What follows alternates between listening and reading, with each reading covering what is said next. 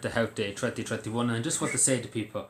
To know for everybody to know that you do matter. Everybody matters. And never to feel like something stupid or into that. If something's happening in your mind or something's happening in your head, never be afraid. And that's the important thing. Never be afraid to say to somebody, I'm not feeling the best. I'm not feeling okay. And that's all you need to say. I know it's again. I went through all this when I was younger. Um, it's very tough. It's very tough to ask for help. It's really, really tough. I'm not going to lie to you. It is the toughest thing you could do. In my mind, it's the toughest thing you can do to say to somebody, I'm not feeling okay. I'm not myself. I'm not the best.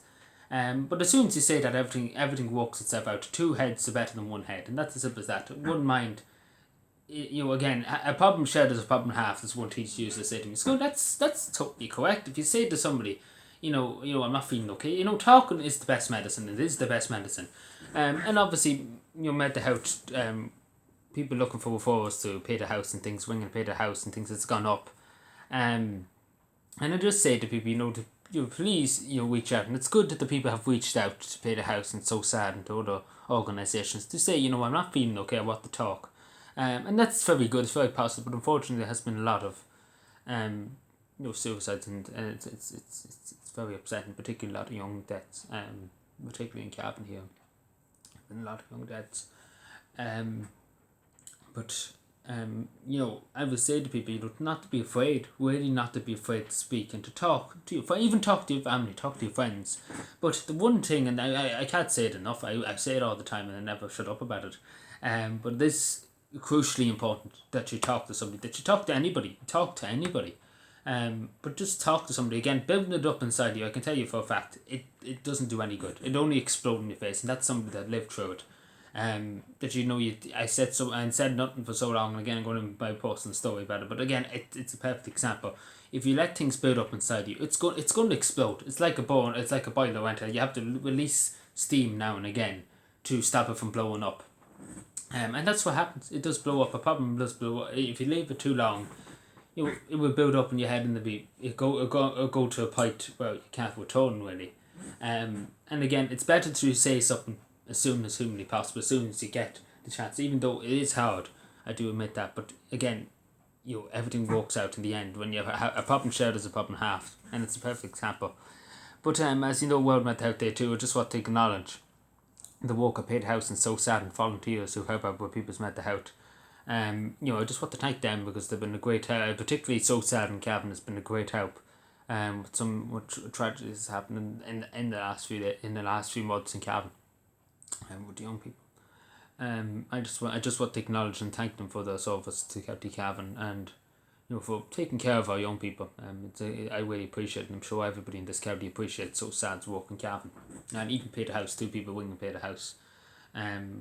So I'm very thankful for that, and I would say to people, if you can donate a few bob to them in Cavan, or even to Pay the House itself. Because again, it's very important, and they're the only people, and they're the only organisation apart from the CAMs are doing nothing for anybody, and that's HSC funded. But these two organisations are doing a lot for young people and for everybody, our citizens in this country. And again, I say to you, if you have a few bob extra and if you're feeling generous, and you're doing your good deed, to give a few bob into your local So Sad office or to your Pay the House office, because again they do rely on the public to help them out. So yeah. But I just wanted to say too about isolation too. I want to briefly touch again the numbers of people reaching out for help. It's good to see the people reaching out and saying, I'm not feeling okay, but it's astronomical the amount of people who are reaching out for help, particularly with isolation things. Now I know of a kid that was 7 months in isolation basically, and he was afraid, during the whole height of COVID, last year. 7 months really, isolation, wouldn't go anywhere. Went to his backyard and he wouldn't go anywhere.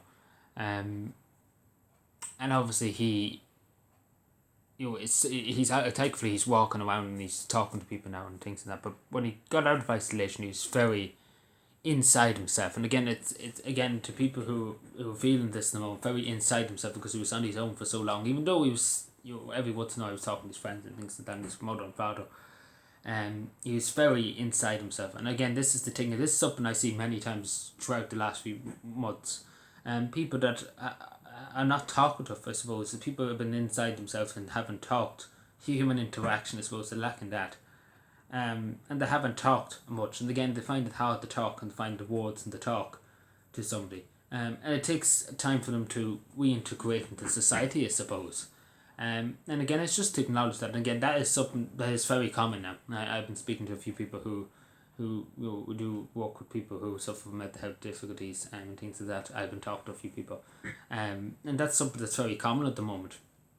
And obviously anxiety too. You're getting back in. I know I can't tell you the amount of young people I have heard about that's struggling to go back to school and struggling to integrate and everything, because actually because the level of fear projected by the media by politicians and things like that it's annoying them. It does get into your head. It really does get into your head. That's why they call it propaganda. But again, on a different subject. No, but again, it does get into your head, and it does affect the mind. Fear does affect the mind hugely. It affects the mind hugely. Because we all fear something in the back of our head. Even though we're the most strongest, anybody could be the most strongest person on the planet. We do always fear something. There's always something that makes us fear, makes us tremble. And that's the unknown. At the time, it was the unknown, and it's the unknown really of things. Somebody sitting beside me could have COVID and things like that. The X, Y, and Z. But that's the fear that was projected, and people basically fearing going anywhere. And obviously we have to acknowledge that we do have to try and help these people as much as possible. And then obviously people with negative thoughts and things like that, because unfortunately have lost their businesses. And some people again, it's been tough. It's been very, very tough on people, and obviously their mental health wouldn't be in the best place if everything's happened. But again, as they say, supports are there, and don't be afraid. And again, if you want to contact me, if you feel comfortable with anybody, I know there's a good few people who have contacted me, and it's great to see. And I do talk to them whenever they do message me, I talk to them and ask how they are, and etc. etc. So it's good that they talk and they say, as one person said, and again I won't mention his name, but he said, I wasn't feeling the best that day, and as he said, thank you for talking, because I spent a good few minutes talking to him on Twitter, messaging back and forth, and I spent a good few minutes. Again, it's just about talking, and again I understand the situation, won't mention the situation, but it's good that he said to me, I'm not feeling okay, I'm not feeling the best today, you mind having a few minutes to talk. And again, that was I was very happy, and obviously he's doing very well now, and I won't mention his name, but if he's watching, you know who I am. But I won't say much more on it. But again, it's good to reach out like that. Again, reaching out, I have no problem. If anybody wants to reach out, don't be afraid to give me a shout. I have no problem in talking. As soon as I see the message, I try and respond as quick as possible. Again, I'm always here. My door is always open. Don't be afraid. You can contact me at any time on Twitter or on Facebook, or even here in the YouTube comments here, or even on the YouTube community post tab. See, it took me about 6 years to remember that. But yeah, never be afraid to ask for help. And that's the main thing. Never be afraid to ask for help. I can say it 100 times, but that's the most important thing to know and to get into your head, that you're not being weird or anything. That asking for help. Because everybody needs a hand now and again. Everybody needs a leg up now and again. Everybody needs a bit of a leg up, now and again. We need to help each other out, and that's the thing. We do need to help each other out. So please be kind to people, take care of people, be mindful of people. So yeah, please mind yourself, and bye.